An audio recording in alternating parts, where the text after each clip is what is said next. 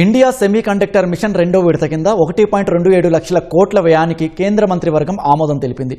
ఈ విడతలో చిప్ తయారీ పరిశ్రమలో ఖనిజాలు, గ్యాస్, ముడి సరుకులను సరఫరా చేసే వారికి కూడా ప్రోత్సాహకాలను అందిస్తారు. 62,500 కోట్లతో మొబైల్ ఫోన్ ఉత్పత్తి ఆధారిత ప్రోత్సాహక పథకం రెండో విడతకు కూడా మంత్రివర్గం ఆమోదం తెలిపింది. మొబైల్ ఫోన్ల ఉత్పత్తికి ఇస్తున్న ప్రోత్సాహం కారణంగా ప్రపంచంలోనే రెండో అతిపెద్ద మొబైల్ తయారీ దేశంగా భారత్ అవతరించింది.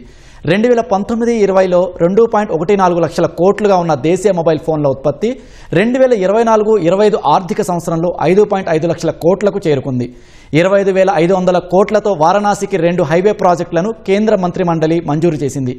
కాశీలో ట్రాఫిక్ను తగ్గించేందుకు NH-31 నుంచి వారణాసి రింగ్ రోడ్డు మీదుగా వర్ణ నది వెంబడి 43.28 కిలోమీటర్ల మేర ఎలివేటెడ్ కారిడార్ నిర్మాణానికి ఆమోదం తెలిపింది.